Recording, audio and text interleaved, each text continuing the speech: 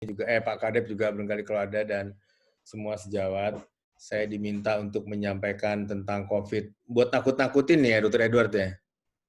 Bukan, Prof. Bukan, Prof. Prof. Prof udah banyak sekali tulisan viralnya di WA Group. Itu disebarin orang, saya juga nggak ngerti. Baik, memang COVID ini sebuah penyakit baru, jadi kita memang masih tetap meraba-raba, masih mencari. Kami di Persahabatan juga masih terus melakukan pembaruan-pembaruan tentang hal-hal yang mestinya kita lakukan gitu ya. Jadi standar pun kita ubah-ubah, kadang-kadang 2 minggu kita ubah lagi apa segala macam. Tapi dalam perjalanan itu tentu ada yang standar. Saya mencoba menyampaikan yang standar dan kebetulan saya juga terlibat di dalam menyampaikan yang standar atau menyampaikan pendapat tentang yang standar ini. Jadi barangkali ada yang bagian yang umum, general, universal, tapi ada bagian yang saya bertanggung jawab penuh untuk itu. Jadi kalau mau disalahin saya aja nanti ya. Baik, ini adalah COVID-19. Saya sudah share slide saya, sudah kelihatan ya, Dr. Lukman? Sudah jelas, Prof. Jelas ya, baik. Gimana ini? Kok nggak bisa jalan dia? Sebentar ya. Kok nggak mau jalan nih, diapain nih? Tadi bergerak, Prof. Dia bergerak. Oh, ini Nah, dia. ya sudah, Prof. Ya. Oke. Kita tahu bahwa pertama kali kita ketemu banyak sekali berita tentang Wuhan yang korbannya di situ berjatuhan meninggal dunia dan dipastikan itu sebagai pneumonia. Itu sebabnya pada waktu pertama itu disebut sebagai pneumonia Wuhan. Gitu. Penyakit ini dengan cepat menyebar ke seluruh Cina dan bahkan keluar dari Cina, makanya dia bukan epidemi lagi tapi sudah menjadi pandemi. Dan di dalam waktu yang tidak terlampau lama baru ketahuan sekitar bulan Januari akhir baru ketahuan bahwa ini sebetulnya disebabkan oleh virus yang akhirnya diidentifikasi dan diberi nama sebagai SARS-CoV-2 atau Severe Acute Respiratory Syndrome Coronavirus 2. Ini agak berbeda dengan Coronavirus 1, yaitu yang H5N1 ketika kita dulu ingat tentang flu burung dan sebagainya itu. Nah, penyebaran ini begitu luasnya sehingga nyaris tidak ada negara yang tidak terkena kecuali mungkin yang terisolir kali ya. Baik. Virus ini sendiri sebetulnya adalah virus hewan yang kemudian karena kelakuan manusia dia masuk ke dalam badan manusia lewat makanan. Kita kan suka coba yang aneh-aneh ya, dia masuk, dia berkembang biak di dalam 4 subtipe, yaitu tipe A, B, C, dan D, dan yang teridentifikasi sekarang dia ada di manusia adalah tipe A dan B, dan yang kita kenal sebagai SARS-CoV-2 ini adalah yang coronavirus type B, yang B, yang beta coronavirus, begitu. Coronavirus ini kita lihat tadi di slide yang tadi dia punya spike, dia punya taji-taji, dan ini adalah virus RNA, bentuknya berkapsul, kaya dengan protein, dan protein itu ada pada spike-nya, ada pada membrannya, ada pada amplopnya, dan ada pada nukleopepsidnya. Protein yang pada S ini terdiri dari 2 jenis protein, yang satu akan memediasi keterikatan si virus tadi pada reseptor yang kita kenal belakangan dengan reseptor ACE2 itu yang banyak terkontaminasi atau masuknya dia. Satu lagi adalah reseptor TMPRSS, TMPRS2 gitu ya. Jadi lewat 2 itu dia masuk, dan protein yang S2 dia memediasi fusi dengan membran dari si virus tadi terhadap sel. Dan kalau dia sampai di paru, maka dia celakanya dia mengambil sel itu bukan epitel biasa, tetapi pneumosit. Padahal kita tahu pneumosit 1, pneumosit 2, nah pneumosit 2 itu yang menghasilkan surfaktan, jadi kalau dia masuk ke sana, paru pun dengan gampang kolaps karena produksi surfaktannya dirusak oleh dia.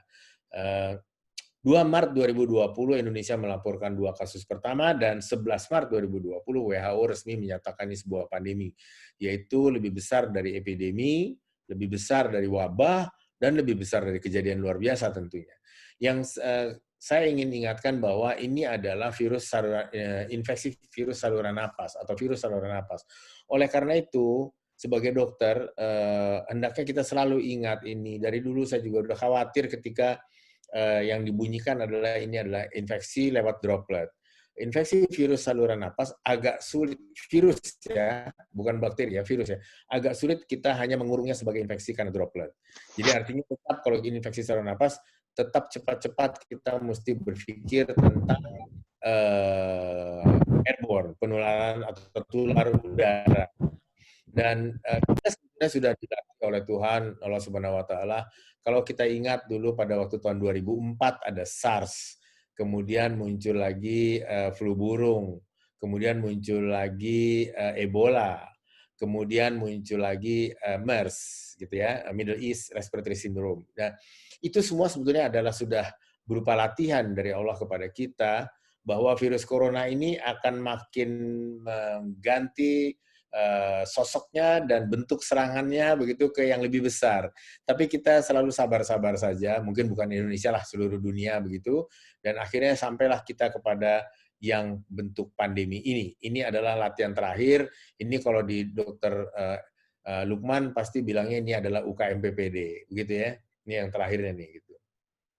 Nah, transmisi virus ini, yang dikatakan droplet itu bentuknya ukurannya lebih dari 5 mikrometer. Jadi kalau itu yang terjadi sebetulnya berjarak 1 meter juga nggak apa-apa, dia jatuh ke bawah, dia mungkin akan rusak sendiri. Tetapi kalau kita menyatakan ini sebagai bentuk yang tular udara atau airborne, maka ukurannya bisa sampai kurang dari 5 mikrometer dan itu lebih jauh, bisa sampai 3 meter daya jangkaunya terhadap orang yang rentan, rawan untuk menjadi sakit.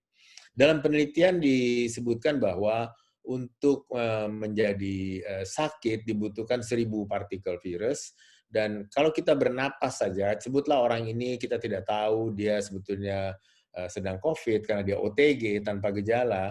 Kalau dia bernapas, dia setiap kali napas hembusannya itu 20 partikel virus per menit, jadi mungkin butuh 50 menit bagi kita. Kalau kita rawan maka kita akan menjadi terinfeksi, ya. Sedangkan kalau dia berbicara, dia lebih banyak mengeluarkan partikel virus, dikatakan sekitar 200, sehingga cukup kurang dari 1 jam, 50 menit, kita sebetulnya sudah dalam risiko terinfeksi yang sangat besar, dan kalau batuk atau bersin, itu 200 juta partikel virus per menit. Di dalam pandemi, kita tidak bisa melihat soal daya tahan tubuh saja, atau daya tahan tubuh merupakan faktor untuk menjadi sakit yang tidak begitu kuat. Pandemi menyatakan bahwa jumlah virus dan virulensi virus itu terlampau besar untuk dikuasai. Sehingga kita sini sedang berjudi, siapa yang daya tahan tubuhnya kuat, setengah kuat, atau tidak kuat. Tapi sebetulnya perjudian itu tidak boleh terjadi, itu sebabnya kita mempunyai protokol kesehatan, supaya kita jangan bermain-main dengan jumlah virus dan virulensi virus itu. Secara ekstrim dapatlah kita katakan barangkali bahwa udara kita ini sudah udara COVID, ekstrim sekali. Tetapi bagaimanapun juga, itu barangkali harus menjadi pertimbangan kita jika kita ingin bahwa ada bagian dari kita, adik kita, saudara kita yang akan bertahan dalam jangka panjang untuk mengatasi ini. Jangan kita bubarkan semua sekarang begitu. Nah, kalau kita melihat sifat dari si virus ini sendiri, yang katanya tahan panas, tidak juga rupanya ya. Kalau kita lihat virus yang di dalam bentuk lokal transmisi lokal, maka suhunya dia bisa hidup di antara suhu yang di atas 0 itu sampai 30, bahkan di 30 derajat itu dia cukup tahan. Atau bagaimana juga dengan kelembapan. Bahkan dia tahan untuk berada di kelembapan di sekitar 80%. Ini adalah Indonesia sekali. Oleh karena itu jangan cepat-cepat berpikir bahwa kalau ada vaksin, kalau ada obat, atau kalau kita pakai APD, tidak apa-apa sepanjang kita di tempat yang panas atau kelembapannya tinggi. Tidak. Ternyata ini dua pembuktian yang berdasarkan riset memberikan gambaran seperti ini. Ini juga lebih diperberat lagi adalah risiko penularan di dalam ruang tertutup, dan bangunan kita sekarang, apapun namanya, sekolah, rumah sakit, kantor, atau apapun, bentuknya sebetulnya lebih banyak tertutup. Ketika kita melihat ada exhaust fan di atas sana, dan maksudnya untuk menyedot udara 100%, belum sempat 100% keluar, sudah ada tiupan AC yang membuat udara sebagian, paling nggak, sebagian kecil deh paling nggak, dia terputar-putar dalam ruang itu. Dan itu banyak di dalam ruang perkantoran, di dalam elevator, di kamar ganti baju. Awas, kamar ganti baju yang paling rentan justru adalah di dalam kamar bedah. Kemudian kantin dan restoran, awas, karena kalau di restoran atau kantin, udara yang berputar-putar itu dan kita mesti buka masker untuk makan, maka kita akan menghirup udara yang itu, dan kemudian di kamar kecil. Kalau kita perhatikan kamar kecil kita umumnya, di atas kloset itu ada exhaust fan. Tapi justru di situ letak bahayanya, karena udara disedot ke atas, padahal ada AC yang memutar-mutar. Jadi saat ke kamar kecil artinya toilet, terutama yang perempuan barangkali, cepet-cepet aja dan barangkali tahan napas. Bisa nggak tahan napas buat 10 menitan atau 5 menit gitu ya. Karena kalau enggak nanti ya di bawah dibuang, di atas disedot. Nih, tapi yang disedot udara yang barangkali ada virus COVID. Kita tidak pernah tahu kita ada di daerah mana begitu. Apalagi rumah sakit. Nah, bahaya yang juga sering terlupakan adalah tertinggalnya virus ini di dalam beberapa materi-materi yang bisa sampai lama. Kalau kita lihat gambar ini sebetulnya tulisannya dalam bentuk tulisan di jurnal begitu ya, tetapi diubah menjadi bentuk gambar supaya lebih teringat oleh kita. Di dalam gambar ini kita bisa lihat bahwa di kaca, di kertas, dan di plastik, dia bisa bertahan sampai 5 hari. Itu sebabnya bahwa jika kita tidak sengaja memasukkan pasien ke dalam suatu ruangan, katakanlah itu OK, lalu belakangan ketahuan bahwa pasien itu sebetulnya positif sementara yang bekerja di sana melakukannya dengan tindakan untuk kasus yang bukan COVID, maka seharusnya semua daerah yang disinggahi, saya ulang ya, semua daerah yang disinggahi oleh pasien yang belakangan terbukti COVID, seharusnya ditutup untuk 3 hari dan dilakukan dekontaminasi 2 kali sehari selama 3 hari. Untuk kemudian dinyatakan bebas, insya Allah, untuk menerima pasien lain yang bukan COVID untuk menjalani operasi lagi. Kenapa? Karena kalaupun kita melakukan dekontaminasi pagi, mungkin habis itu kita pikir sore sudah bisa kita pakai, atau dekontaminasi siang sore, besok pagi kita pakai. Kita kadang-kadang lupa, nih kayak anak kecil ini, saya nggak mau kasih gambar orang dewasa, saya anak kecil aja nih. Kadang-kadang kita lupa kita menggosok-gosok hidung kita setelah kita menyentuh sesuatu. Apa itu? Status barangkali. Atau tools-nya laptop atau komputer barangkali. Atau terpegang kaca barangkali. Apapun itu. Jadi kita selalu berada dalam risiko pada saat ini sebetulnya. Penularan sendiri dipercaya sebetulnya kalau WHO bilang 1 orang akan menularkan sampai 30 orang. Kemkes menyatakan 1 orang sampai 6 orang yang ditularkan. Saya tengah-tengah aja deh. Saya pribadi menyatakan kita hitung saja 10 orang.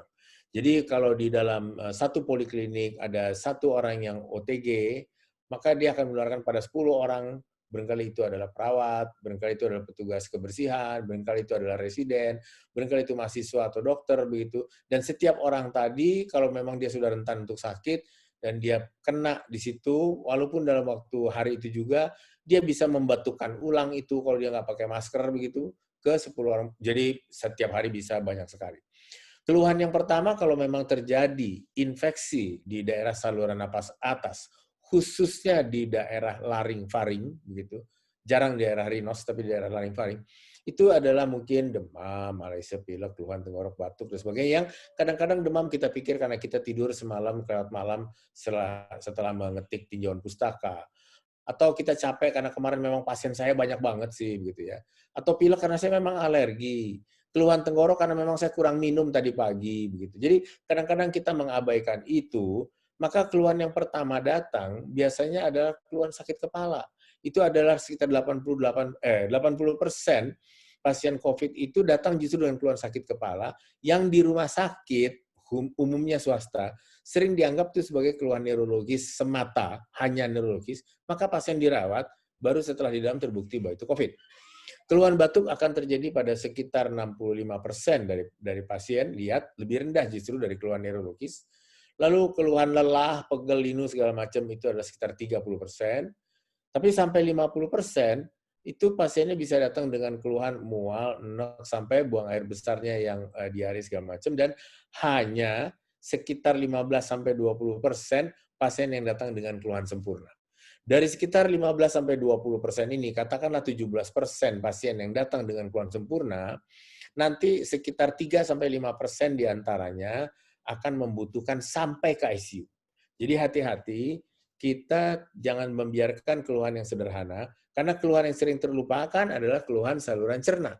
seperti enak, kembung, rasanya lapar, pedih-pedih di perut. Kalau ada residen, kalau ada dokter yang mengeluh seperti itu, cepat pertimbangkan apakah ini COVID atau bukan. Lebih baik kita parno duluan, kelebihan begitu, dan terbukti salah daripada kita menganggap alah itu keluhan kamu memang dari dulu kamu sakit mah, dan setelah itu nanti baru kita sampai ke 17% yang jatuh berat, lalu 3-5% perlu ICU dan sampai ke ventilator. Nauzubillah min dzalik ya. Begitu juga dengan keluhan saraf yang kita anggap enteng tapi sebetulnya itu sudah tanda COVID. Dengan demikian WHO membuat 3 diagnosis utama yaitu terkonfirmasi atau confirm, tersangka atau terduga atau suspek. Saya lebih suka menggunakan bahasa Indonesia. Dan yang terakhir adalah kemungkinan atau probable. Yang terakhir ini sekarang digeser oleh WHO kelihatannya tinggal ke meninggal dunia. Jadi meninggal dunia dengan klinis yang sesuai COVID-19, tapi PCR-nya negatif oleh sebab apapun. Jadi kita melihat bahwa WHO, dan saya setuju sekali, mendorong COVID ini ke arah klinis. Dokter yang pertama kali menangkap harus dapat menyatakan ini sesuai COVID atau tidak, dan selesai di situ pembicaraan. Ya. Yang paling bahaya dari semua ini adalah kasus yang dengan gambaran putih tadi, di atas, terkonfirmasi tapi tanpa gejala. Karena pasien-pasien ini tidak sadar kalau dia sakit, dan orang juga tidak sadar kalau dia sakit, atau dia sudah memiliki virus, dia tidak sakit mungkin subklinis, dia asimptomatik begitu, gitu ya. Tapi kalau yang di ICU yang paling sulit barangkali adalah yang probable ini. Inilah barangkali yang seringkali kita dengar sebagai perebutan jenazah dan sebagainya ya di beberapa daerah seperti Sulawesi Selatan dan Jawa Timur. Nah, WHO pun membuat sebuah penderajatan yaitu derajat berat COVID-19. Derajat ini dimulai dari 5 ya, tanpa gejala, ringan, sedang, berat, dan kritis. Yang paling bahaya justru adalah yang asimptomatik, yang paling pertama tanpa gejala. Kita mengenal sebagai OTG. Hati-hati, kita tidak pernah tahu bahwa teman kita, bahwa guru kita, bahwa peserta didik kita, bahwa yang bantuin mengantarkan makanan ke kita, bahwa yang membersihkan ruangan kita, itu OTG. Kita tidak pernah tahu. Oleh karena itu, siapapun di sekitar kita harus pada saat ini kita anggap adalah OTG. Sampai kita salah, tidak apa-apa. Karena kalau kasusnya tanpa gejala kita biarkan, maka orang yang rentan akan sakit, terinfeksi lalu sakit. Sakitnya tentu dimulai dari ringan, sedang, berat, dan kritis. Ya. Kategori yang kritis ini adalah jika kesadarannya menjadi somnolen, koma, hemodinamiknya tidak stabil, pernapasannya lebih dari 30 menit, dan saturasinya kurang dari 88%. Ini catatan angka 88% ini, gitu ya. Di dalam hal-hal dikaitkan dengan paru dan respirasi, angka 88% sebetulnya adalah angka yang paling rendah yang masih bisa ditahan oleh seseorang. Oleh karena itu, sejak Maret, saya mengajak adik-adik yang di ICU waktu itu, saya masuk di situ di persahabatan itu, untuk mempertahankan jika seorang dengan COVID, tapi kesadarannya masih kompos mentis, dan kontaknya masih cukup bisa diperintah, walaupun pernapasannya tachypno, tapi sepanjang di bawah 30, gitu ya, di bawah 30, dan saturasinya masih di atas 88%, jangan dia diintubasi. Karena dengan begitu kita bisa mengajak pasien ini justru untuk melepaskan dirinya sendiri dari hipoksemia. Kenapa? Karena kita bisa perintah, tolong miring kiri, terlentang, miring kanan, dan tengkurap pada waktu Anda bisa melakukan itu. Kalau Anda tertidur, terlentang, terbangun karena sesak atau apa, cepat segera balik lagi tengkurap, nanti terbangun, balik lagi miring kiri, miring kanan, dan sebagainya. Jadi pasien justru kita bawa itu. Kenapa?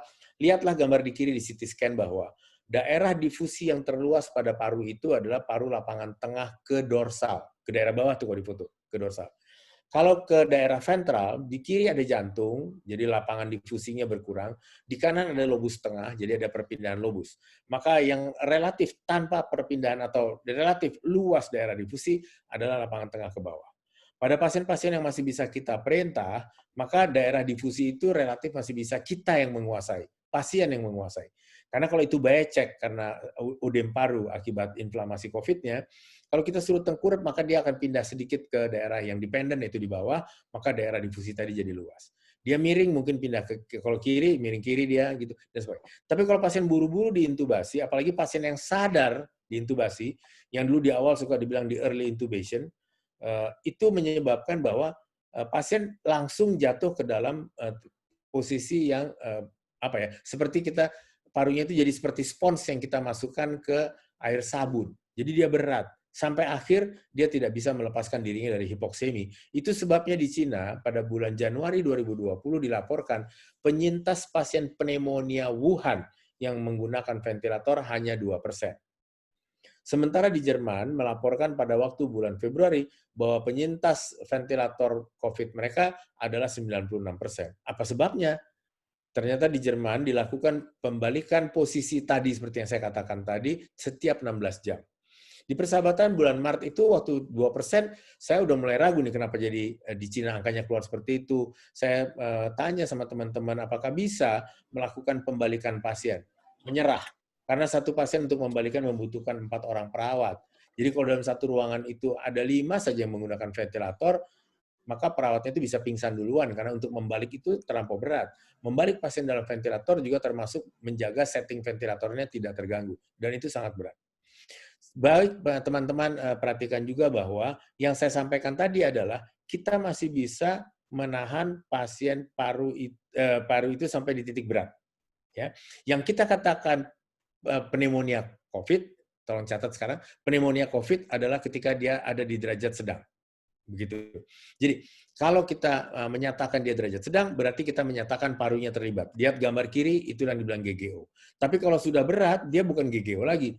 Dia sudah ARDS, bahkan menuju ke titik yang di bawah dikritis, dia sudah cytokine storm yang diributkan itu. Oleh karena itu, kenapa gambar ini menjadi penting? Kadang-kadang kita sering mendengar bahwa, dok, tapi foto toraksnya bersih. Itu berarti kalau kita klinis, sekali lagi saya ulang, kalau itu klinis kita nyatakan sebagai COVID, sebetulnya dia adalah di COVID ringan. Sementara kalau gambaran foto toraksnya sudah ada, itu sudah pneumonia COVID namanya, sudah di sedang. Jadi, kita tidak usah buru-buru minta foto toraks kecuali batuknya menetap. Itu mungkin parunya sudah terlibat, dan mungkin ada nyeri dada dan sesak yang lebih berat, lebih panjang, foto deh toraksnya. Kenapa? Karena kita mesti tahu, kita mesti CT scan nggak? Kalau kita CT scan berarti berat adalah indikasi ICU. Kenapa? Karena sedikit lagi mungkin dia masuk ke kritis dan ventilator. Jadi sepanjang batuknya belum banyak, masih mendem sedikit, pusing-pusing, ada batuk, nyeri tenggorok, maka itu COVID ringan, silakan obati dan tidak semua pasien harus di fototoraks. Yang berikut, dengan gambar ini kita bisa melihat bahwa ada 3 fase penting di situ, yaitu fase tanpa gejala, fase dengan gejala yang ringan, dan fase dengan gejala yang berat.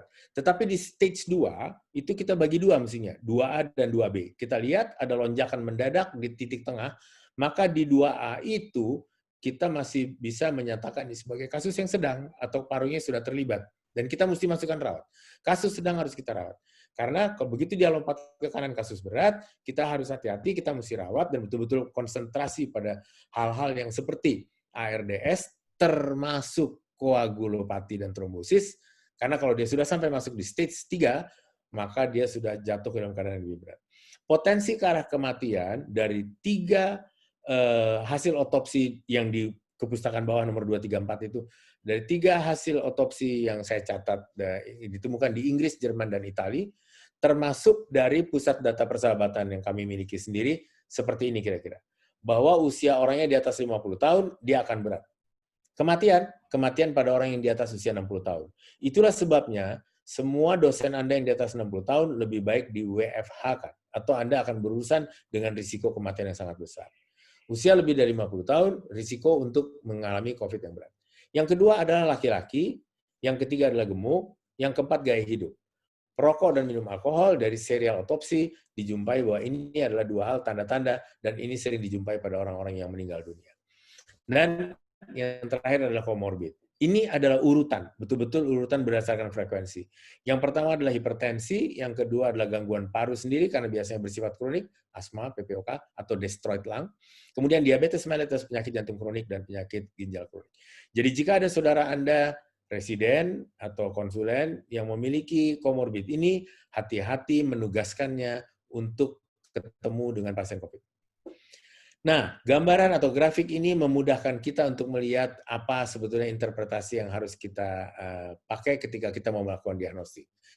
Gambaran virus yang hijau di kiri ini baru bisa kita temukan dengan baik adalah di antara titik simptom onset dan 2 weeks, artinya pada hari ke-10 kira-kira.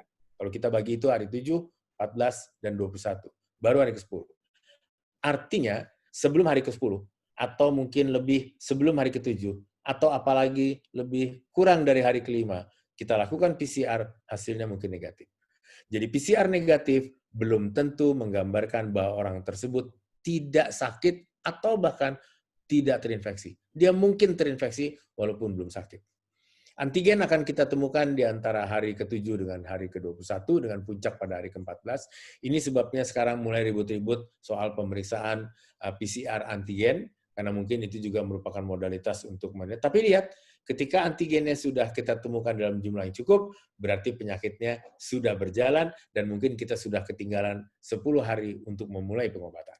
Sekali lagi ini menggambarkan bahwa COVID adalah klinis. Ini semua untuk membantu. Apalagi jika kita menggunakan antibodi. Karena antibodi baru akan keluar setelah minggu kedua. Itu pun baru imunoglobulin M. Yang kalau kita periksa, baru hari ke-5, hari ke-7, ke-10, hari ke-14, dan kita dinyatakan, saya non-reaktif loh, dan langsung dengan segera saya menyatakan bahwa diri saya tidak mau dinyatakan COVID. Itu yang terjadi pada pengguna pesawat udara di bandara keberangkatan rapid testnya negatif, sampai di tempat tujuan dicoba dilakukan pemeriksaan PCR usap tenggorok, hasilnya positif. Ribut semua.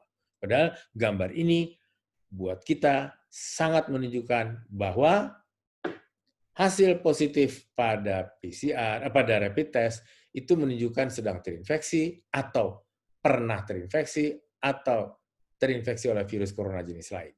Kecuali kalau kita memeriksa antibodinya yang spesifik terhadap SARS-CoV-2 yang baru saja selesai diteliti oleh Dr. Dewi Yenita dengan saya di Persahabatan dan hasilnya cukup baik, tapi itu SARS-CoV-2 yang masih belum secara umum dipakai di Indonesia pada saat ini. Yang PCR, kalau positif artinya terinfeksi oleh COVID, atau sisa RNA pada penyembuhan, barangkali sejawat sebenarnya, kok saya udah sebulan masih positif terus ya? Gitu. Di situ ada yang bilang, tolong minta CT value-nya, katanya. Apa itu CT value? Cycle time value. Jadi, mesin PCR itu mempunyai masa putaran pada cartridge-nya. Kalau cycle time value-nya katakanlah 35 mesin, tapi PCR orang ini positif terus, tapi PCR-nya positif pada CT value 40, berarti sebetulnya itu tinggal sisa protein. Karena membutuhkan 40 kali putaran untuk bisa menemukan si virus. Jadi barangkali itu bukan virus, tapi bangkainya atau serpihan-serpihan sisa RNA-nya tadi. Yang lain adalah positif palsu, jadi kontaminasi. Jadi hati-hati, positif pada PCR bisa, tapi negatif bisa juga pada COVID. Yaitu karena jenis spesimen yang kita salah ambil, teknik pengambilan, teknik transportasi, teknik penyimpanan, dan teknik pemeriksaan. Waktu pengambilan juga, inkubasi, atau justru setelah hari ke-8, dan mungkin mutasi virus, dia negatif juga. Jadi hati-hati menyatakan negatif, dan kata-kata rapid test reaktif atau non-reaktif, kata-kata PCR positif atau negatif, simpan untuk diri sejawat sebagai dokter dan diri sejawat dengan rumah sakit sebagai pertanggungjawaban akademik dan administratif. Kepada masyarakat, gunakan satu bahasa masyarakat. Bu, keluarga ibu, COVID.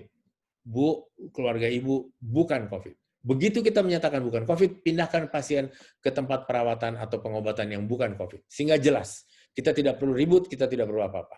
Pernyataan tentang suspek, probable, dan segala macam, itu adalah konsumsi dokter dan dokter dengan rumah sakit, bukan dengan masyarakat. Kalau tidak, kita akan ribut dengan masyarakat. Dia tersinggung dinyatakan COVID, padahal kata dokternya PCR-nya negatif, tapi dibilang COVID. Jadi, sudahilah dokter menyatakan, tapi hasilnya masih positif, masih negatif, Bu. Sudahi berbicara begitu. Itu adalah konsumsi dokter saya. Saya ulang-ulang terus supaya bosan. Nah, kita masuk sekarang ke tempat yang mungkin aplikasi harian, termasuk di tempat sejawat di Departemen Mata. Antara tempat kerja di rumah sakit dan pulang, atau dari rumah ke rumah sakit dan ke rumah lagi, mestinya ada pembedaan baju, terutama untuk pengguna kendaraan umum. Karena kita bisa menjadi penular atau kita bisa ditularkan orang. Ketika kita pakai kendaraan umum, kita pakai baju, sampai di rumah sakit kita masih pakai baju itu juga untuk sampai ke ruang kerja kita tidak tahu apa yang terjadi sebetulnya. Jadi begitu masuk rumah sakit, mestinya ada ruangan yang memang betul-betul untuk mengganti baju dengan baju rumah sakit, baju scrub itu barangkali namanya, dan gunakan langsung tutup kepala dan masker bedah. Mungkin yang dari rumah menggunakan baju bedah itu sudah bisa dengan mobil sendiri barangkali, silahkan. Kalau pakai motor sendiri, barangkali di luar pakai seperti jas hujan atau apa, silahkan. Prinsipnya adalah bedakan antara baju dalam perjalanan dengan baju di rumah sakit. Dan ketika pulang juga ganti dengan baju supaya di mobil Anda atau kendaraan Anda apapun, Anda berbeda dengan rumah sakit. Walaupun mungkin baju rumah sakit, baju Anda sendiri yang mesti Anda bawa buat dicuci di rumah, tetapi dalam perjalanan, apalagi pakai mobil sendiri, alaslah dulu kursi Anda.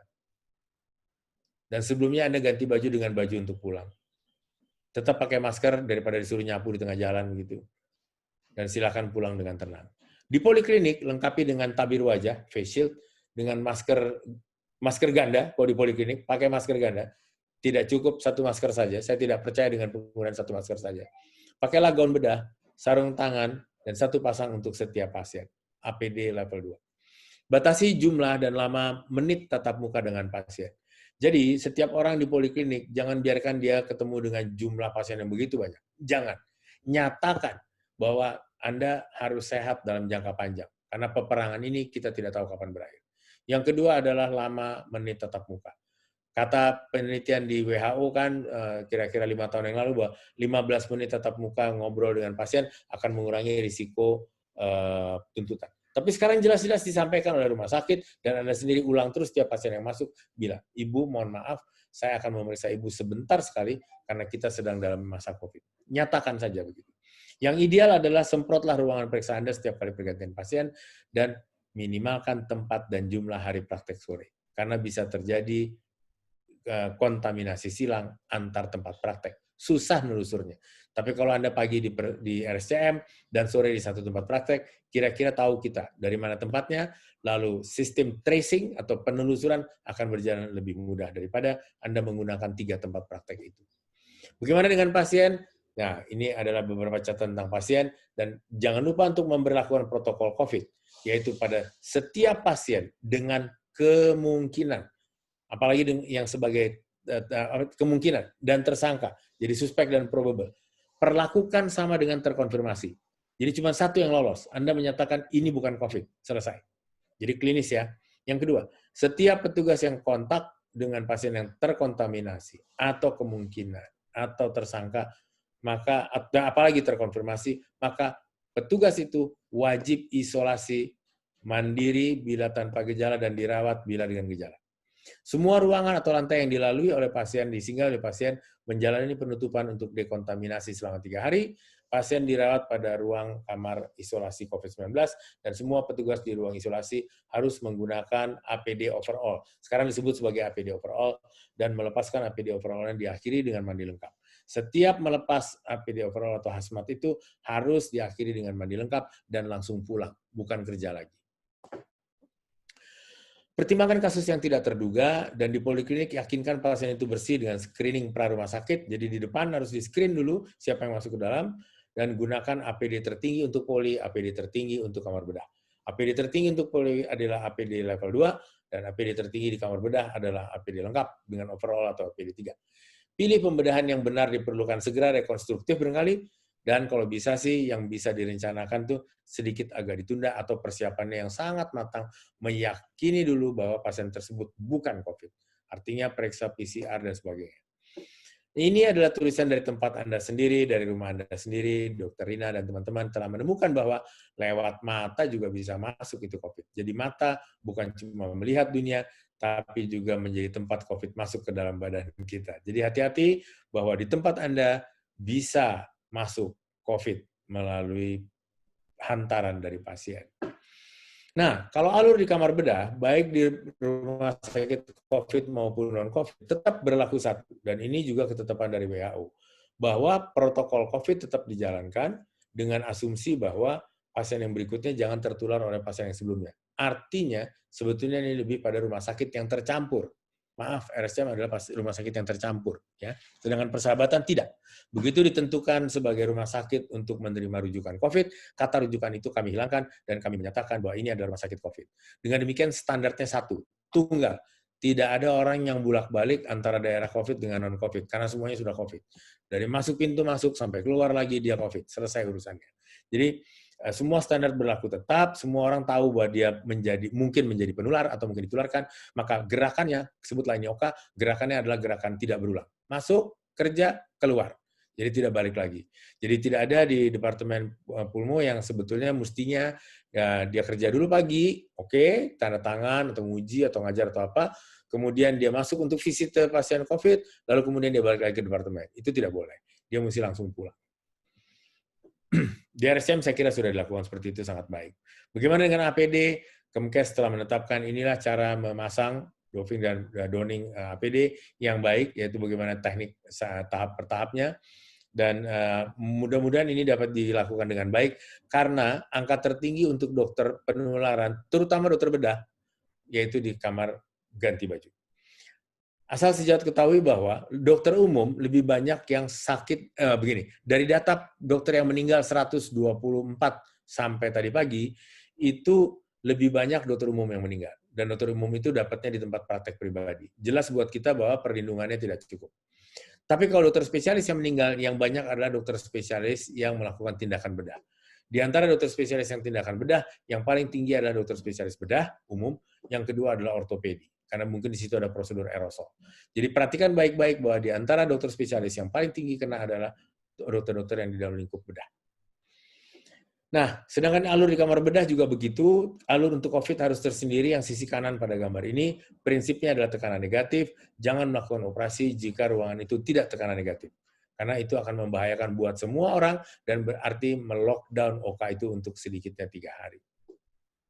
Ini adalah tulisan yang menyimpulkan penemuannya tentang pembedahan. Bahwa SARS-CoV-2 yang terdiagnosis pasca bedah, jadi setelah dioperasi baru ketahuan, itu sebesar 71,5%, yaitu 806 subjek yang dinilai, dilakukan PCR, swab tenggorok, lalu pasiennya dioperasi, setelah selesai operasi baru ketahuan, ya positif dia. Itu 71,5% besar. Jadi kalau pasien-pasien elektif, lebih baik Anda yakini dulu ini benar positif atau negatif. Kalau dia negatif, dioperasi lah. Jika Anda bukan rumah sakit COVID. Tapi kalau jika ini memang rumah sakit COVID, seperti di Persahabatan, yang dioperasi ya positif itu. Gitu, ya. Dan standarnya adalah standar COVID betul.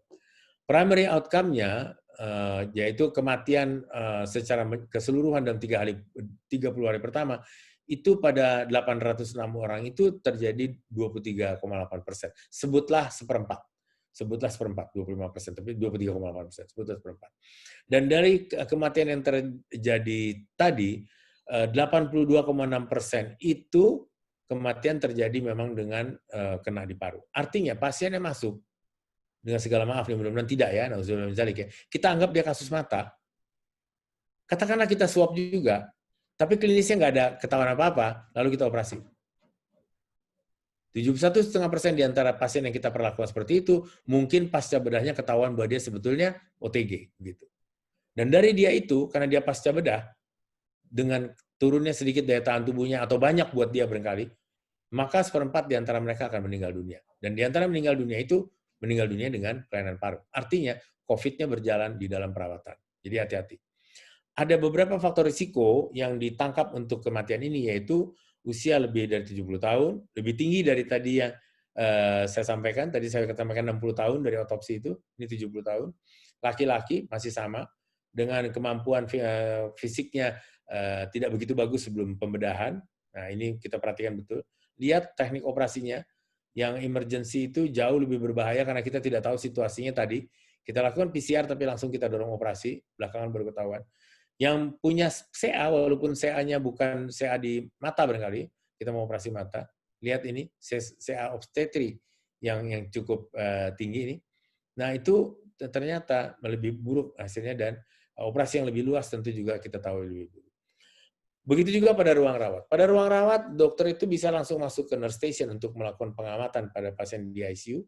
Tetapi kalau untuk masuk ke dalam, dia betul-betul harus pakai dulu APD overall atau hazmat, masuk ke dalam yang kotak putih itu, kemudian dia visit di sini, sebelum keluar, dia harus melepas hazmat di satu kamar, pindah ke kamar berikutnya, kamar mandi, ganti baju, untuk kemudian kembali ke kamar yang pertama, ganti dengan baju dia yang pertama tadi. Jadi kita lihat ada 3 baju pada satu orang untuk dapat keluar masuk melakukan pemeriksaan pasien. Ini dilakukan di persahabatan.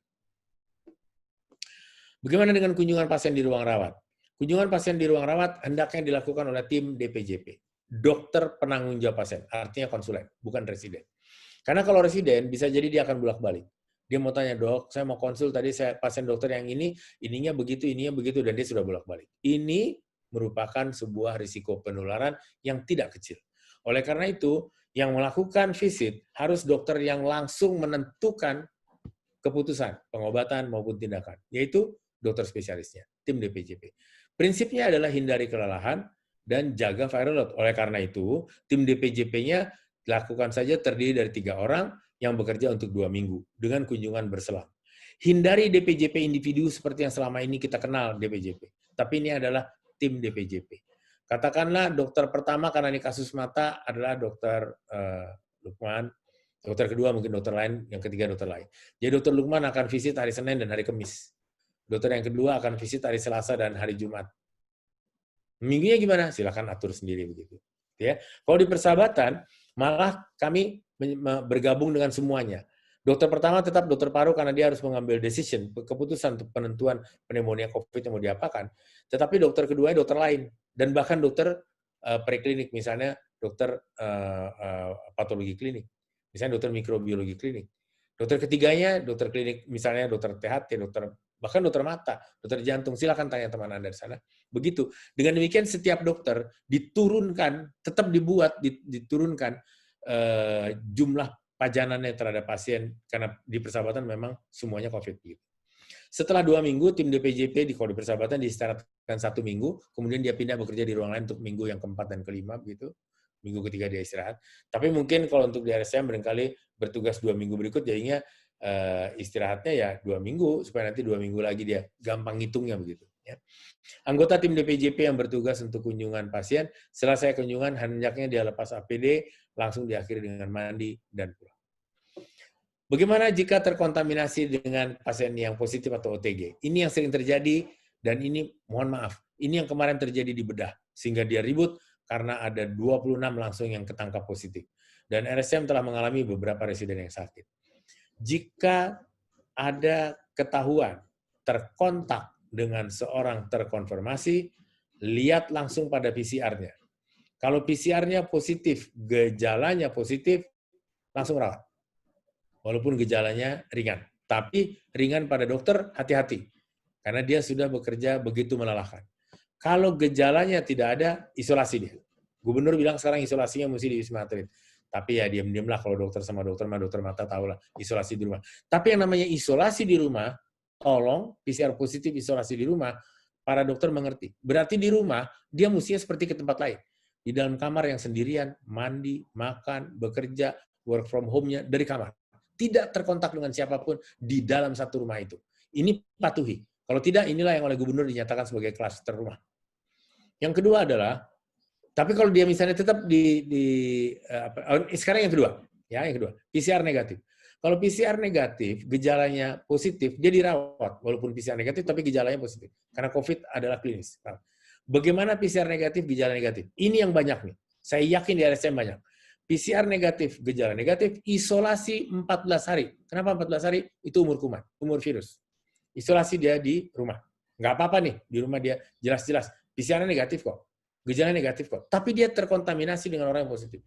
Wajib mengisolasi seorang dosen, residen, mahasiswa, petugas kesehatan, petugas pembawa makanan, atau apapun, satpam, isolasi dia 14 hari di rumah.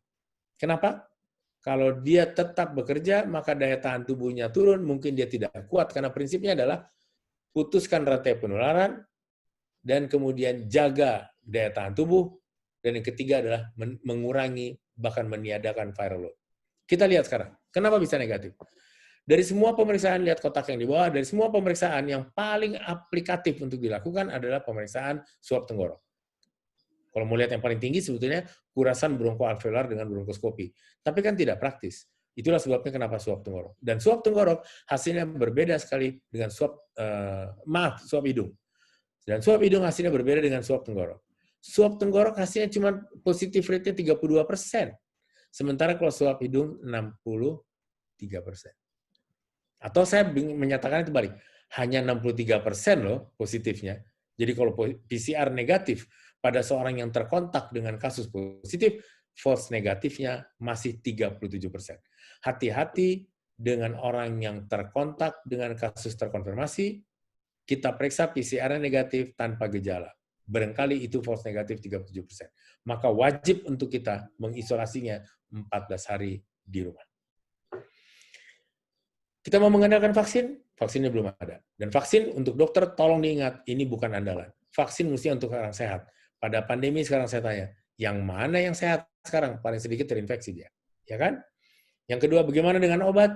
Obat udah ada? Belum ada. Obat masih diteliti oleh WHO dalam skala besar, namanya Solidarity Trial, dan itu melibatkan 90 negara, di Indonesia pada 22 rumah sakit. Yang salah paham adalah tentang penggunaan steroid. Padahal ini hanya digunakan pada fase-fase tertentu, yaitu antara 2A, 2B.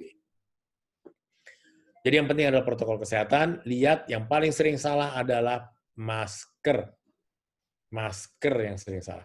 Tutup di atas hidung, tutup di bawah dagu, tutup rapat di pipi, jangan ada lubang sedikit pun. Oleh karena itu ketika di poli, ketika kita tidak mengerti, pakai 2 masker. Ini adalah slide yang terakhir. Hentikanlah pandemi dengan memutus rantai penularan, semua sudah saya sampaikan tadi. Menjaga kesehatan diri, atau menjaga kesehatan diri saudara kita, sesama dokter, dosen, atau residen, itu merupakan hal penting. Kehati-hatian, kewaspadaan yang selalu tinggi, dan jangan mengabaikan, itu adalah sikap kunci. Jangan pernah menganggap enteng, karena itu akan menyelamatkan semua. Terima kasih, semoga bermanfaat. Ya, terima kasih Prof. Menaldi.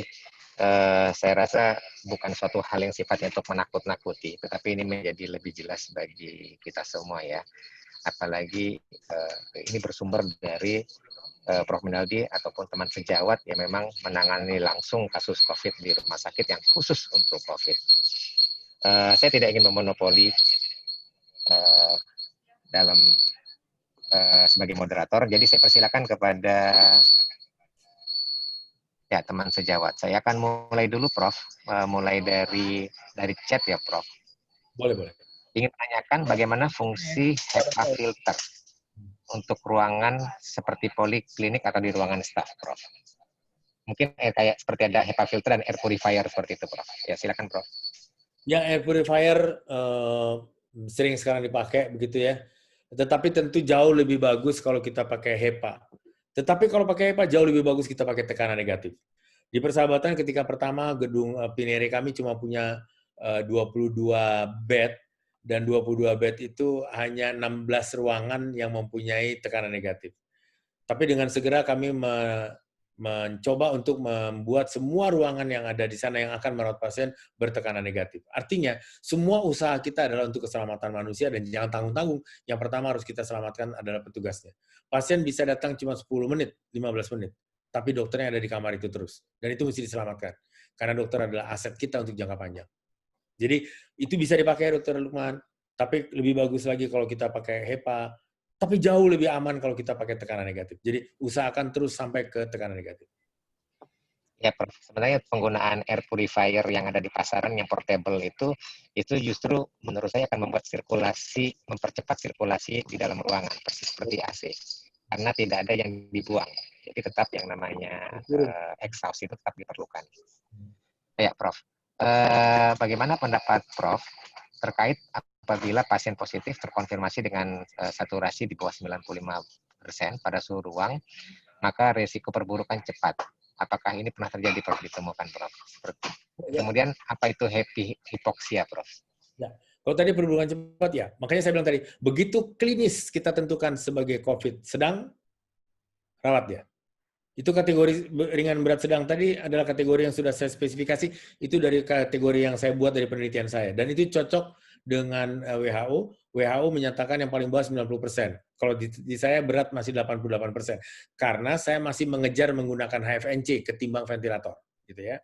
Jadi pakailah kategori yang tadi panah-panah ke bawah itu cukup kuat untuk bisa kita pakai. Yang kedua tadi happy hypoxia. Begini ceritanya. Hipoksia pada bulan Maret itu tulisan pertama namanya silent hypoxia. Artinya hipoksianya diam-diam nih, nggak bilang-bilang gitu, nyolong gitu ya. Oke. Tapi belakangan namanya diubah jadi happy hypoxia supaya orang lebih tertarik untuk membaca, melihat dan menyadari ini ada bahaya gitu. Hypoxia adalah rendahnya atau bahkan sangat minimnya kadar oksigen di jaringan. Itulah hypoxia. Tapi hypoxia kan didahului oleh hipoksemia. Rendahnya kadar oksigen di dalam darah arteri. Kenapa bisa rendah? Di dalam COVID, kita lupakan faktor anemi segala macam dulu. Tapi di dalam COVID, itu terjadi karena proses difusinya nggak baik. Gitu ya. Jadi oksigen yang masuk di paru sampai di alveol tidak terdifusi dengan cukup ke kapiler sehingga dia terjadi hipoksemia. Nah, sekarang kita lihat. Kenapa bisa terjadi orang yang nggak tahu, dia jalan terus, dia ini terus, tiba-tiba dia ambruk. Ketika hipoksemia mungkin dia pingsan. Tapi hipoksia menyatakan bisa sampai ke kematian. Karena kalau hipoksia yang otak, mati dia. Gitu ya. Hipoksia pusat pernapasan, mati dia. Gitu. Makanya hipoksia yang dipakai, bukan hipoksemia. Ya. Kenapa terjadi begitu? Di dalam penelitian, dan masih terus diteliti, Dr. Lukman, ternyata reseptor aferen yang menerima impuls hipoksemia di bronkiolus respirasi, di ujung dekat alveol, itu yang tidak bekerja pada COVID. Artinya serangannya menyerang bukan cuma pneumosit, tapi juga daerah impuls neurologik sana. Sehingga dia tidak bisa mengantarkan impuls aferen ke pusat pernapasan di medula oblongata yang akan memerintahkan supaya bernapas cepat dan bernapas dangkal, sebagaimana kalau kita lagi hipoksemia untuk mencari oksigen. Tidak ada itu. Jadi orangnya seperti biasa-biasa saja, tiba-tiba dia pingsan, bahkan dia meninggal. Jadi happy hipoksia menunjukkan bahwa sebetulnya pasiennya sudah dalam tahap berat menuju kritis, tapi tanpa dia tahu karena pusat impuls aferen di bronkiolus respirasi pada pasien yang itu tidak bekerja. Iya, Prof. Pertanyaan dari Dr. Siska ini, Prof. Terima kasih atas kuliahnya. Jadi boleh saya simpulkan berarti selama kita berada di ruang tertutup, apalagi lingkungan rumah sakit, setiap kali masker terpakai dengan baik, masker harus terpakai dengan baik. Karena kalau mau buka masker harus tahan nafas. Karena mengikuti protokol seperti itu, Prof. Sebaiknya juga tidak makan di rumah sakit. Oke. Bagaimana dengan kasus terkonfirmasi tapi memiliki gejala seperti dispepsi atau sakit kepala? Kalau kita membuka masker lalu kita tahan napas, tapi maaf nih, ini cerita bodoh-bodoh. Virusnya terus tertempel ke hidung kita ketika sedang dalam keadaan terbuka. Masker kita tutup, kita sedot juga tuh virus. Ya kan ya? Itu dulu kita ingat dulu. Ya, Prof. Terus aja. Ya, Prof. Tentang ini, Prof. Kontak dengan kasus konfirmasi tetapi memiliki gejala seperti dispepsi atau sakit kepala. Apakah perlu dilakukan swab segera? Setiap kecurigaan kontak dengan kasus terkonfirmasi, maka yang harus kita cari punya virus atau tidak. Maka memang pemeriksaan PCR usap tenggorok harus kita lakukan. Tapi kita mesti sadar, kalau yang paling bagus kita lakukan adalah pada hari ke-10. Jadi di bawah hari ke-10, mungkin hasilnya negatif. Dan kalaupun kita periksa dengan tingkat positif rate 63%, kita masih punya 37% tingkat false negatif. Ya, artinya pemeriksaannya mesti diulang nanti. Prof, ada pertanyaan dari Prof Rita ini. Bagaimana rekomendasi Prof Rinaldi untuk kami di Polimatai memeriksa pasien bayi atau anak kecil yang umumnya tidak kooperatif, menangis atau berteriak saat diperiksa dan sulit untuk dipakaikan masker atau face shield. Sedangkan swab pravisit ke poli umumnya tidak dilakukan untuk meminimalisasi risiko paparan di ruang poli dengan sirkulasi tertutup. Yang pertama, kasus anak nih, Prof. Ya, terima kasih Prof Rita. Itu memang paling sulit. Yang pertama adalah screening, penapisan di luar rumah sakit harus kuat. Yakini bahwa ibu atau bapak tidak ada COVID. Bayi ini akan kena COVID yang paling pertama harus kita tuduh dari orang tuanya, karena apalagi yang bawa orang tuanya nanti. Jadi pemeriksaan swab mestinya, ini duitnya, mestinya pada orang tua yang dilakukan tuh. Sebelum meyakini bahwa anak masuk ke dalam. Kalau orang tuanya negatif PCR-nya, dapatlah kita sedikit berasumsi anaknya mestinya nggak ada apa-apa dengan COVID. Tapi jangan lupa, COVID adalah klinis. Jadi orang tuanya harus betul-betul, orang tua ya, ibu bapak yang nganter ya, harus ditanya betul-betul dengan matang. Dan kalau bisa yang masuk cuma satu orang, kalaupun dua orang hanya ibu dan bapak, tidak ada kakek, nenek, om, tante, itu nganterin, nggak boleh. Yang masuk maksimal cuma orang tua.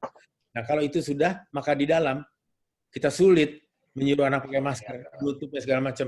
Kita yang harus foto bagaimana dokter mata bekerja udah kayak dokter bedah di sini. Dokter mata justru bersama dokter dan dokter THT harus bekerja sebetulnya seperti di bedah, di OKA gitu, pada saat poliklinik.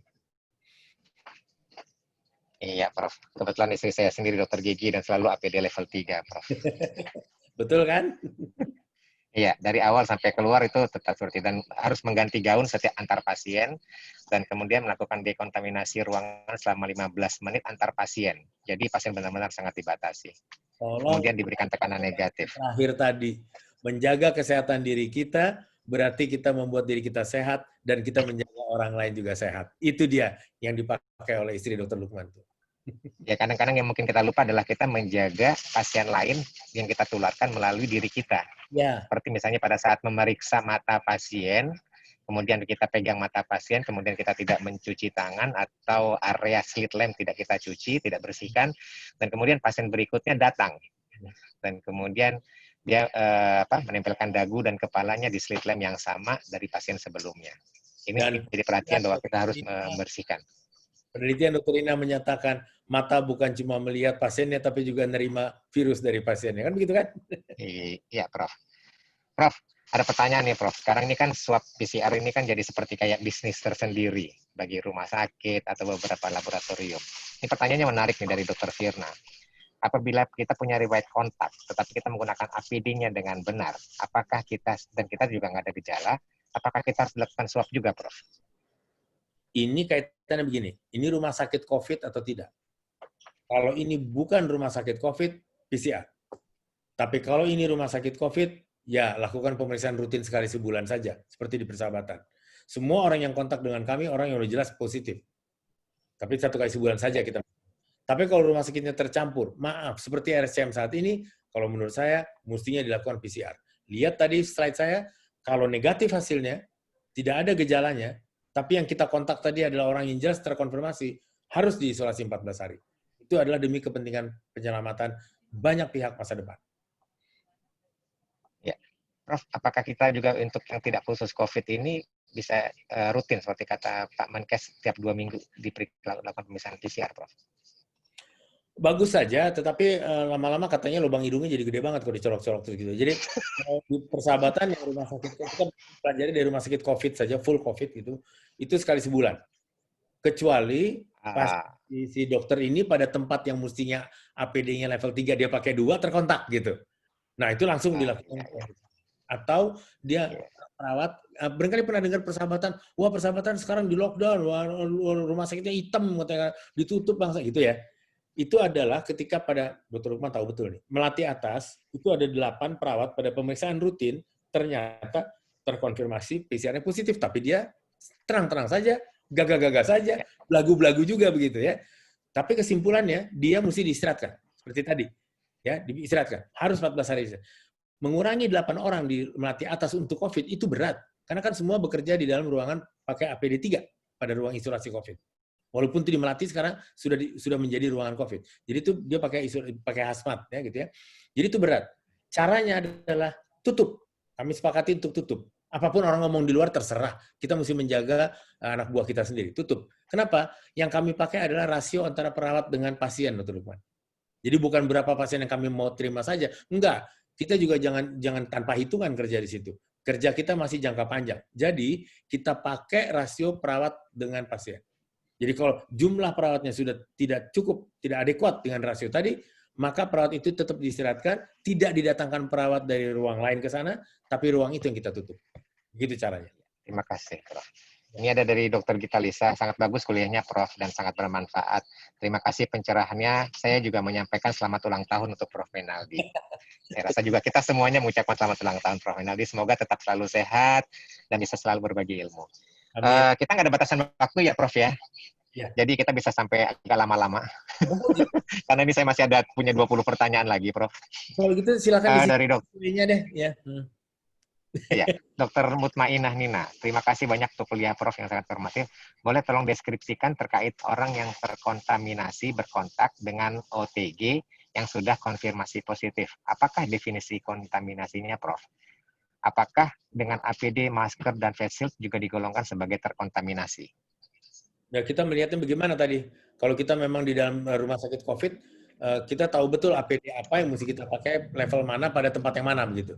Tapi kalau kita menggunakan APD tidak sesuai levelnya dengan tempatnya, dan kita terkontaminasi, dan kita kontak, maka itu kita harus hitung sebagai terkontaminasi.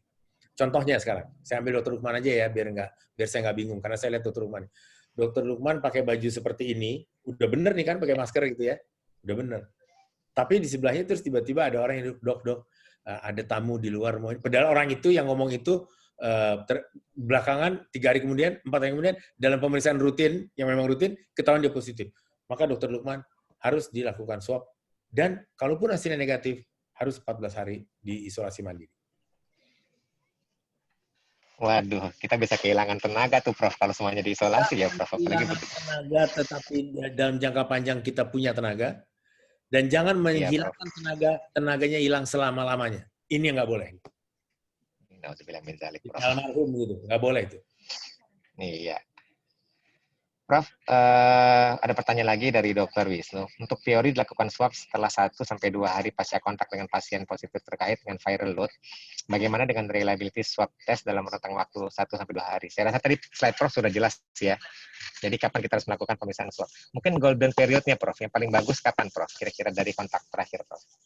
Sebetulnya antara hari ke-5 sampai hari ke-10 atau rata-rata hari ke-7. Tapi sepanjang pasiennya tidak bergejala. Jadi sekali lagi, COVID. Kalaupun hari ke-5 atau kurang dari hari ke-4 dia sudah bergejala, kita lakukan PCR, dia negatif, tetap perlakukan dia sebagai COVID. Kenapa? Nih dari saya, pegang DPL dulu, Dr. Lukman. Kalau limfositnya rendah dan neutrophil segmennya naik, lalu NLR-nya naik, maka hati-hati. Itu paling mungkin COVID. Dulu kita menggunakan neutrophil segmen dibagi limfosit itu, limfosit yang rendah ya, di bawah 20 ya. Iya. Neutrophil segmen dibagi limfosit 5,8. Tapi sekarang per Patklin, teman-teman kita di patologi klinik bilang, antara 3,4 sampai 5,8, hati-hati. Oleh karena itu lihat, kalau klinisnya cocok, di antara 3,4 sampai 5,8, PCR negatif, tetap istirahatkan dia, isolasi dia. Oke, Prof. Pertanyaan dari Dr. Mita tadi sudah dijawab sama Prof sebenarnya. Apabila kita setelah kontak, apakah perlu isolasi mandiri selama 14 hari? Tadi kata Prof, kalau misalnya kita bekerja tidak di rumah sakit COVID, justru kita isolasi ya, Prof? Iya. Apabila sudah konfirmasi. Kemudian, Prof, pertanyaan lagi dari Dr. Nisma. Bagaimana risiko penularan pada pasien dengan hasil swab masih positif setelah isolasi 14 hari, Prof? Ada beberapa kemungkinan. Yang pertama, dia masih sakit, dan itu dulu pegang. Jadi dia masih menularkan. Yang kedua, mungkin dia sudah sembuh dan itu sisa protein atau sisa virus, sisa RNA-nya segala macam itu, tapi kita tidak pernah tahu itu. Karena itu baru hari ke-14. Atau mungkin pasien itu memang dia bertahan terus, dia resisten, nggak bisa dimatiin virusnya. Itu lebih bahaya. Jadi sepanjang virusnya masih positif, maka lebih baik orang tersebut diistirahatkan sampai kita yakin bahwa memang itu bukan virus aktif. Artinya, kalau dia positif, ulang lagi. Kapan diulang? 1 minggu kemudian diulang. Masih positif, periksa value-nya, cycle time value-nya. Berapa cycle time value mesin PCR yang dipakai, berapa yang pada dia terbukti. Kalau dia di atas dari CT value mesin, maka yang paling mungkin dia sebetulnya sudah selesai. Itu tinggal robekan-robekan atau serpihan dari virus saja. Ya, mungkin ini juga untuk jawaban nomor 2 ya, Dr. Nisma ya. Untuk pertanyaan nomor 3 dari Dr. Nisma juga, untuk resolusi gejala anosmia sendiri, Prof. Bagaimana pemantauan tentang gejala anosmia? Kapan kita tahu kita sudah mengalami perbaikan, Prof? Agak sulit. Yang penting gini, kenapa sulit? Karena belum tentu anosmia itu hilang bersamaan langsung virusnya nggak ada terus dia hilang gitu. Mungkin dia masih ada beberapa hari. Jadi yang penting buat kita pertama adalah klinisnya, memang dia perbaikan. Yang kedua laboratorisnya, yaitu DPL yang masuk ke dalam batas normal, apalagi PCR-nya positif 2 kali. Baru kita yakin sebetulnya anosmia ini adalah tinggal sisa dan menuju pemulihan. Atau menetap, kita nggak tahu. Karena kadang-kadang kerusakannya bisa menetap. Iya. Terima kasih, Prof. Ucapan selamat ulang tahun dari Dr. Yeni, Dr. Julie, dan Prof. Rita Sitorus, Prof. Terima kasih banyak. Iya. Kemudian Prof ada pertanyaan lagi dari Suster Lilis ini. Kemarin ada kejadian dirawat inap masuk pasien dengan silitus orbita. Rapid tanggal 24 non-reaktif. Namun pada rapid tanggal 30 ternyata dia reaktif. Itu bagaimana, Prof? Tentang pemeriksaan rapid sendiri ya, Prof. Ada perbedaan 1 minggu ini. Iya, makanya tadi saya bilang, rapid positif itu bisa berarti, rapid test yang kita pakai kan tidak spesifik terhadap SARS-CoV-2. Jadi memang betul-betul bisa berarti positif dia sakit, atau dia pernah sakit dan pada saat inilah baru ketangkep karena kemarin ada technical error jadi negatif, atau positifnya ini sudah dalam fase penyembuhan, atau dia positif tapi terhadap SARS-CoV yang lain. Gitu. Jadi rapid memang sulit buat kita untuk dipakai sebagai andalan menentukan ini COVID-nya tuh ini COVID-19 atau bukan, dan saat ini sedang aktif sakit atau tidak, menulari atau tidak. Susah kita menggunakan rapid untuk itu. Kalau untuk surveillance nggak apa-apa, Dr. Lukman. Untuk mengetahui berapa orang yang pernah terinfeksi dan sebagainya itu nggak apa-apa. Ya, kalau untuk menentukan diagnostik bahwa dia adalah COVID-19, itu nggak spesifik. Bahwa dia sedang menularkan. Tidak menggambarkan di mana fase yang sebenarnya gitu. Jadi nggak gampang. Tetap Ya, periksa terima kasih. usap tenggorok. Usap hidung. Ya, ada usap hidung ya, Prof ya, dari nasofaring ya, Prof ya. Ya. Pertanyaan dari Dr. Agung ini sama mengenai isolasi mandiri ya, Dr. Agung tadi sudah dijelaskan oleh Prof Menaldi. Saya persilakan kepada teman-teman, kita masih punya waktu, mungkin ya tetap kita akan batasi waktu ya, Prof ya. Mungkin Prof masih akan ada punya aktivitas lainnya. Saya kasih waktu 10 menit untuk bertanya, silakan di kolom chat. Sambil menunggu, Prof, saya ingin menanyakan, Prof, tadi mengenai survival dari virusnya sendiri, Prof, di ruang kerja. Itu apakah memang penelitiannya itu kan mereka hanya memeriksa RNA-nya, mungkin komponen protein tertentu, Prof. Apakah virusnya sendiri masih viabel atau tidak ya, Prof? Bisa bereplikasi ya, Prof? Belum ada yang memberikan, saya coba cari itu. Belum ada yang memberi jawaban tentang itu. Tapi bagaimanapun juga penemuan 4-5 hari ditemukan gitu ya, protein virus SARS-CoV-2, mestinya tetap membuat kita waspada bahwa itu adalah hari yang tetap masih infeksius buat kita. Tetapi dalam satu penelitian disebutkan bahwa kalau 3 hari ditutup, di lockdown betul, kemudian dilakukan dekontaminasi setiap hari, maka kita bisa berharap pada hari keempat kita sudah bisa menggunakan kembali tempat-tempat yang tadinya disinggahi pasien. Misalnya koridor, lift, OK, ruang pulih, dan sebagainya. Oke, Prof. Ada pertanyaan, Prof. Ini mungkin dialami juga oleh teman sejawat kami, Prof. Jadi ada swab yang sampai 6 kali atau 7 kali tetap positif dengan rentang 5 hari sampai 7 hari, Prof. Itu sebenarnya kapan dinyatakan bahwa dia sudah tidak lagi kemungkinan untuk menularkan, Prof? Yang pertama kan sudah lebih dari 30 hari ya, Prof? Banyak yang kayak gitu sekarang. Yang pertama, klinis gimana? Ya kan? Masih ada keluhan apa? Yang kedua adalah laboratorisnya. Bagaimana dengan limfositnya? Bagaimana dengan neutrophil segmen dan monositnya? Gitu ya. Yang ketiga adalah bagaimana dengan CT value-nya dari pemeriksaan PCR tadi. 3 itu pegang. Kalau CT value-nya di atas dari CT value mesin, kalau limfositnya sudah dalam batas normal, dan MLR-nya, neutrophil segment limfosit ratio-nya di bawah 5,8, apalagi di bawah 3,4, dan yang pasti klinisnya juga sudah baik-baik saja, maka mungkin itu tidak apa-apa lagi. Tapi tetap yang paling aman, gunakan masker yang betul, karena kita akan bekerja bersama teman-teman kita yang lain yang kita tidak tahu apakah mereka masih tetap rentan dan apakah kita sebetulnya benar sudah sembuh 100%. Iya, Prof. Ini juga kemarin terjadi pada teman sejawat angkatan kami. Ketika pulang dirawat sempat masuk ICU, tapi karena CT value-nya itu sudah lebih tinggi daripada cycle time mesin, walaupun hasilnya tetap positif, karena klinisnya juga membaik, mungkin tetap lebih baik isolasi mandiri di rumah daripada di rumah sakit ya, Prof. Iya.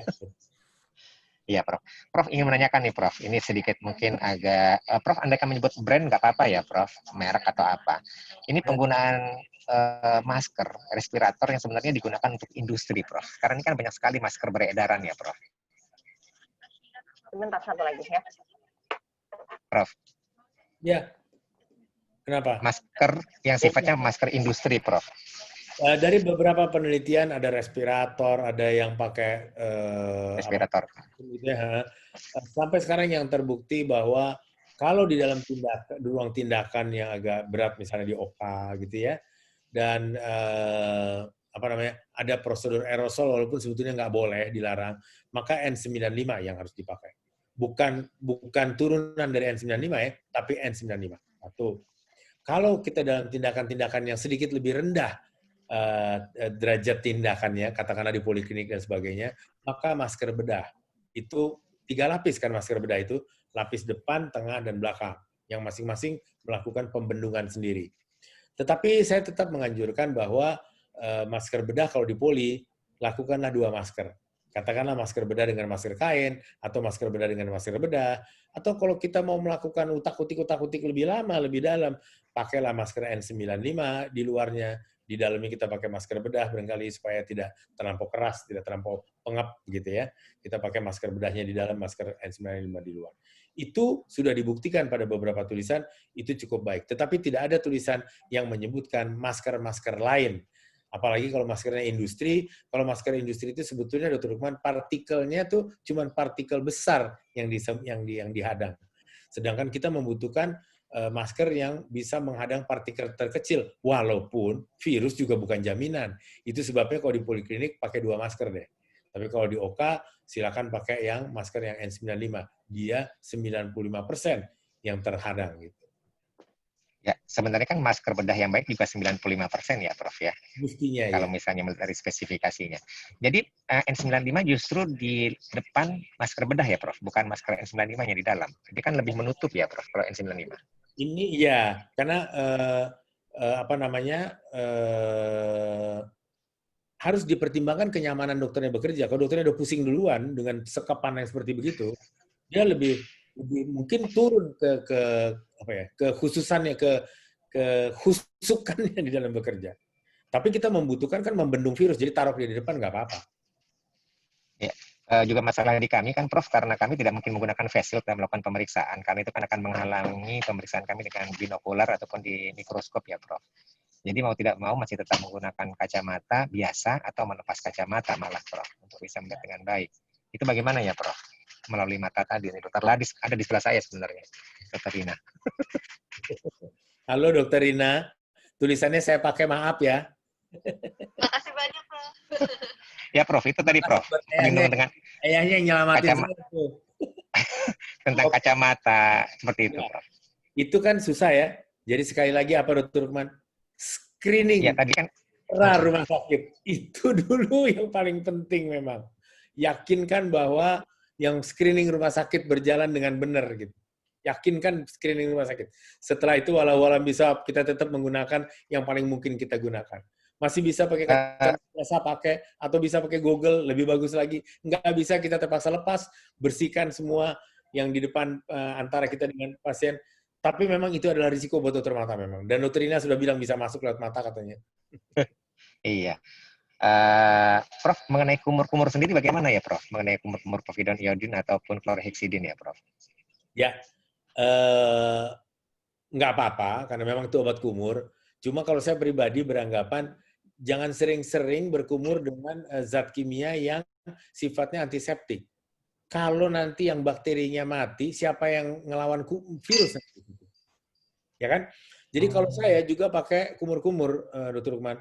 Mungkin saya juga orang yang sedikit parno, tapi saya minta supaya kumur-kumurnya pakai air hangat di tenggorok di kumurnya, dan minumnya minum air hangat. Sehangat apa? Ada tuh teman-teman Dr. Lukman yang waktu itu lagi juga ikut kena nanya sama saya, sehangat yang bisa ditanggung di tenggorokan Anda. begitu. Sesering mungkin. Dan kalau minum juga air hangat. Bukan volumenya, tapi frekuensinya, gitu ya. Jadi air hangat. Dan saya nggak mau pakai garam segala macam itu, nggak menganjurkan itu. Karena kita tidak tahu dengan orang-orang yang mungkin ada hipertensinya segala macam, nanti menimbulkan cerita lain lagi.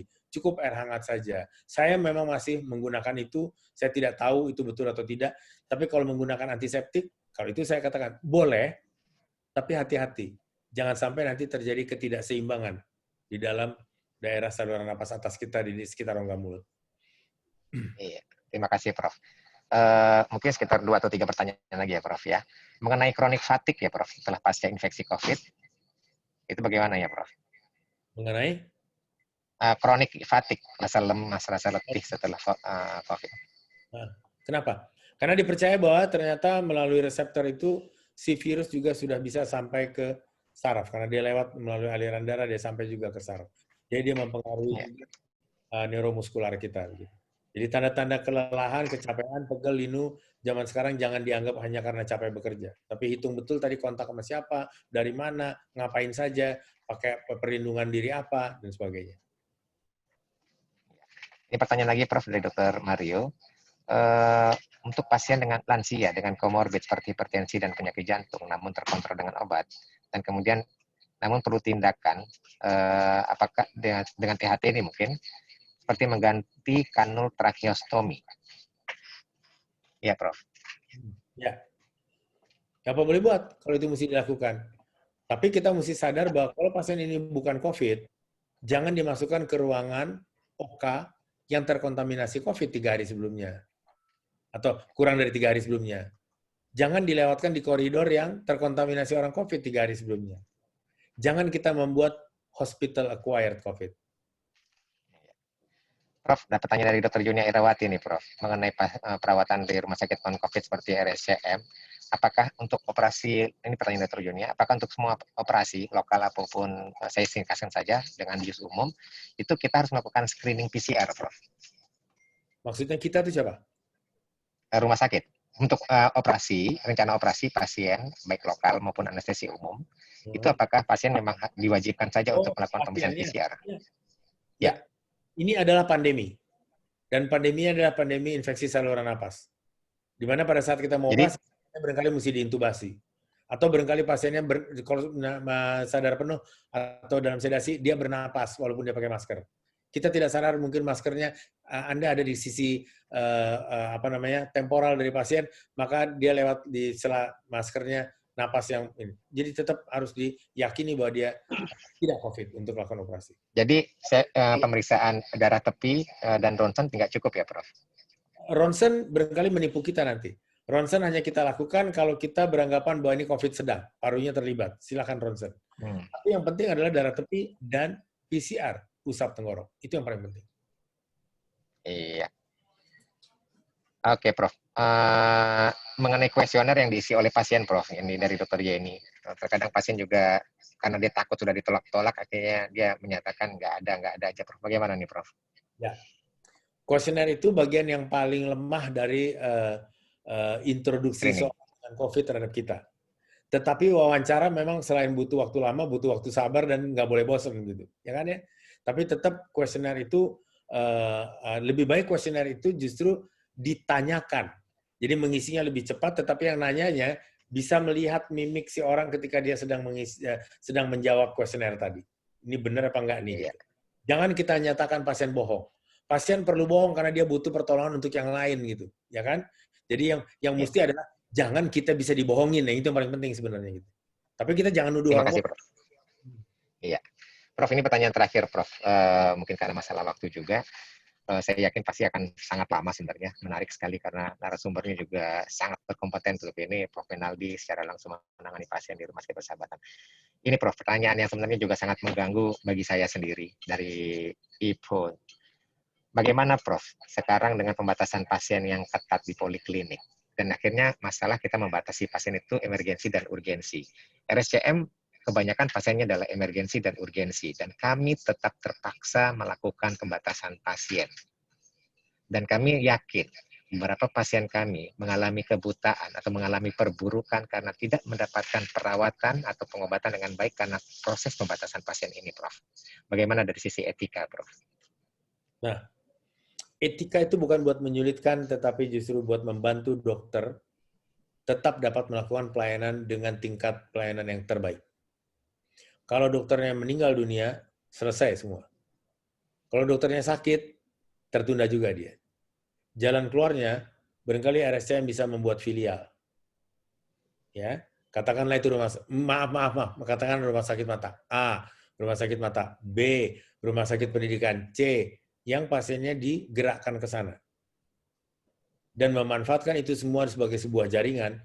Lupakan dulu soal saya staff atau tidak staff, itu bukan staff, lebih bodoh dari saya, itu lupakan dulu semua, berikan mereka standar, berikan mereka pelatihan, tuntut mereka supaya bekerja di dalam sebuah pedoman yang disepakati bersama, tapi pasiennya tetap terlayani dengan baik.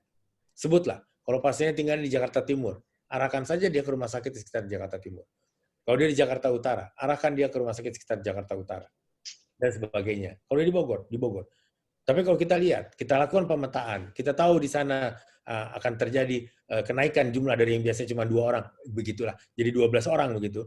Maka dokter di sana kita minta untuk membantu mengikuti pelatihan dan sebagainya, dan kita berikan juga apresiasi-apresiasi yang betul sebagai sebuah departemen mata FKUI justru akan membangun sebuah kolaborasi yang menyelamatkan pasien, tapi menyelamatkan dosen dan peserta didik yang akan menjadi dosen belakang hari.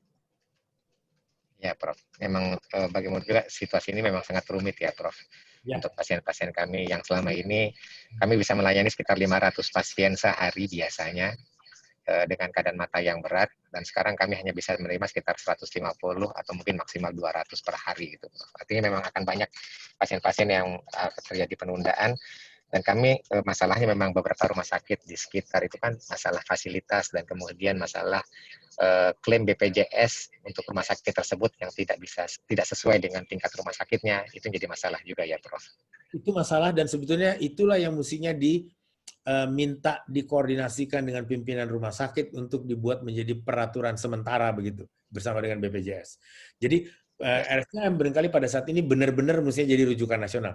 Ambil kasus yang paling berat. Sementara yang kurangin beratnya mungkin ke rumah sakit mana, yang lebih rendah lagi dari sini ke rumah sakit mana, dan itu lakukan berat memang. Gini, ketika Persahabatan menyatakan dirinya jadi rumah sakit COVID, dilakukan perjanjian kerjasama. Misalnya, semua pasien yang non-COVID dialirkan. Kemana? Antara ke RSCM. Ada perjanjian antara direktur. Jadi, kami mengalirkan pasien kami yang non-COVID keluar. Berat memang, karena pasiennya sudah cinta sama Persahabatan. Dan kasusnya kami butuhkan juga untuk pendidikan. Misalnya, kalau untuk paru itu dibutuhkan untuk pendidikan. Tetapi ini adalah soal penyelamatan si pasien sendiri supaya cepat, penyelamatan si tenaga SDM dokternya sendiri supaya jangan overload, jadi viral load-nya ikut naik karena dia kelelahan, akhirnya semuanya kehilangan. Terima kasih, Prof. Saya rasa untuk pertanyaan-pertanyaan lainnya kami mohon maaf apabila yang ada di kolom chat setelah diskusi pagi ini.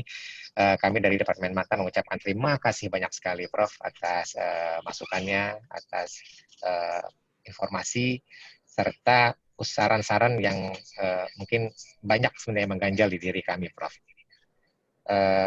Oke, Prof. Mungkin saya penutup terakhir, Prof. Saya persilakan, Prof. Selamat ulang tahun buat saya ucapkan terima kasih banyak, dan saya doakan semoga semuanya di sana sehat, bahagia bersama keluarga, dan kita terus berlimpah berkah dari Allah dan bisa bekerja untuk menyelamatkan pasien lebih banyak. Yang kedua adalah COVID adalah penyakit baru. Akan banyak terjadi perubahan-perubahan walaupun dalam waktu pendek tentang pedoman, tentang tata laksana dan sebagainya. Jangan kaget itu. Tapi walaupun dia baru atau apa, kita mesti sadar itu adalah infeksi virus saluran napas. Bukan karena mentang-mentang saya orang paru, tapi itu infeksi virus saluran napas. Artinya kita tidak tahu di mana kita bisa kemasukan dia begitu. Kita tidak bisa tahu. Kalau itu virus saluran cerna, kita masih bisa bilang saya tidak akan mau makan dan minum di tempat yang itu gitu. Tapi kalau ini kita tidak tahu di mana dia bertebaran. Jadi hati-hati, dan COVID adalah klinis, Dr. Lukman. COVID adalah klinis. Jadi laboratorium itu jangan membuat kita menjadi ragu tentang ini COVID atau tidak. Judgment kita, penilaian klinis kita yang harus berani menyentuhkan itu. Screening di depan rumah sakit adalah tahap yang paling pertama, utama, dan yang sangat menentukan nasib ke belakang, artinya nasib titik selanjutnya begitu. Nah, kemudian jika ketemu dengan pasien yang jelas terkonfirmasi, langsung pertimbangkan untuk mengisolasi. Karena kita membutuhkan dokter-dokter dalam jangka panjang. Konsulen-konsulen yang hebat di RSCM tidak boleh hilang.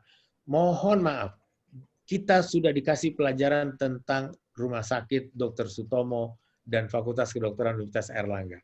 Kita tidak boleh terjadi seperti itu. Itu yang selalu dari awal saya teriak di rapat di fakultas. Zero death buat FK UI. Zero death buat FK UI RSCM. Zero death buat FK UI. Jadi itu harus kita upayakan. Dan upaya itu hanya bisa datang dari masing-masing diri kita, diri teman-teman semua. Karena kalau teman-teman sehat, Anda sehat, keluarga Anda sehat, lingkungan Anda insya Allah sehat. Terima kasih Dr. Lukman dan mohon maaf untuk semua kesalahan atau kekurangan yang saya lakukan. Dan terima kasih banyak buat Departemen Ilmu Kesehatan Mata, khususnya KPS, KADEP, Dr. Lukman sebagai moderator, dan semua yang ikut. Benar-benar bermanfaat. Terima kasih, Prof. Jadi angka tertinggi adalah 125 partisipan pada pagi ini dari RSCM Kirana. Kami ucapkan terima kasih, Prof. Juga semoga selalu sehat selalu. Saya tutup acara pagi ini dengan Assalamualaikum warahmatullahi wabarakatuh. Terima kasih, Prof. Sehat terus, Terima Prof. kasih, Prof. Terima kasih banyak. Terima kasih banyak, Prof. Terima kasih, Prof. Happy birthday, Prof. Sehat selalu, Prof. Ya. Wah, ini dia ada kawan saya nih. Gimana Dr. Sidik, sehat ya? Alhamdulillah, Prof, sehat. Berkat dulu advisnya, alhamdulillah sehat. Ya, mudah-mudahan terus sehat. Yang pertama dari Kirana ya, Prof. Iya. Ya, terima kasih, Prof. Yang semua semuanya. Baik. Ya. Terima kasih banyak.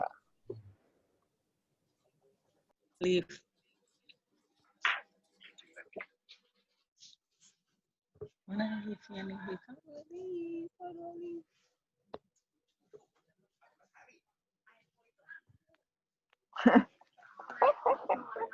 Prof, ganti nama dong, Prof.